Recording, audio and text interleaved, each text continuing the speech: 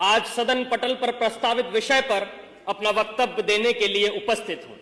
मान्यवर, मैं अपने वक्तव्य को प्रारंभ करने से पहले इस सभा से एक प्रश्न पूछना चाहूंगा। वह कौन सी चीज है जिसे हम देख तो सकते हैं परंतु छू नहीं सकते? महोदय, यही प्रश्न सन 1947 से पहले कक्षा में किया गया था। उस समय विद्यार्थियों ने इसके अनेक उत्तर दिए। किसी ने कहा कि हम आकाश को देख तो सकते हैं परंतु छू नहीं सकते। किसी ने कहा हम सूरज को देख तो सकते हैं परंतु छू नहीं सकते। लेकिन उसी कक्षा के बाहर खड़े होकर पढ़ने वाला एक छात्र डबडबाई आंखों को लेकर खड़ा हुआ और पानी के भरे हुए घड़े की तरफ देखकर बोला, मैं प्यास से तड़प के मर भी रहा हूं, फिर भी मैं इस पानी के घड़े को देख सकता हूं, छू नहीं सकता, क्योंकि मैं एक अछूत जाति का हूं। और वो अछूत जाति का विद्यार्थी कोई और नहीं बल्कि हमारे भारत के संविधान के निर्माता डॉक्टर बाबा साहेब भीमराव अंबेडकर जी थे। आज 75 वर्षों के बाद कक्षा भी वही है, सवाल भी वही है, पानी का घड़ा भी वही है, परंतु अगर कुछ बदला है तो वो ये कि किसी भी जाति का छात्र हो वो सबके साथ में बैठकर पढ़ भी सकता है, खेल भी सकता है, पानी भी पी सकता है। और इतना ही नहीं, इस देश के सर्वोच्च पद पर बैठकर एक आदिवासी महिला राष्ट्रपति के रूप में प्रगति का मार्ग प्रशस्त कर सकता है। ये ताकत दी है हमको हमारे संविधान ने।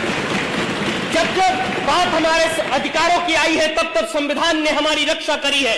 फिर वो आईपीसी की धारा 377 से जूझ रहे परलैंगिक समाज के लोग हो, या श्रीकांत बोला जैसे दिव्यांगजनों के लिए शिक्षा के अधिकार हो, या महिलाओं के लिए दहेज कुप्रथा का बोझ हो, संविधान ने हमेशा से रक्षा कर एक सूत्र में बांधने का काम किया है।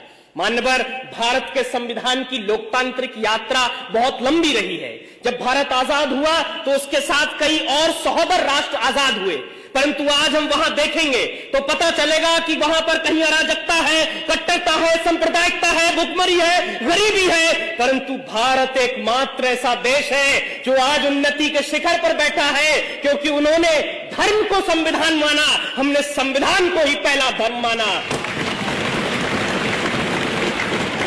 लंदन में मुस्कुराते हुए कवि चर्चिल ने कहा था कि ये देश आजाद हो भी जाए तो बहुत दिन तक टिकेगा नहीं, ये टूट कर बिखर जाएगा।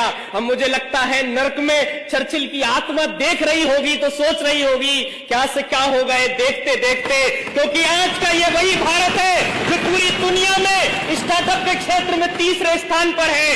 ये वही भारत है जो ओलंपिक के अंदर टोक्यो की धरती पर झंडा तिरंगा लहरा देता है। ये वही भारत है जो चंद्रयान 3 को पृथ्वी से चंद्रमा तक पूरी दुनिया में सबसे कम बजट में पहुंचा देता है, क्योंकि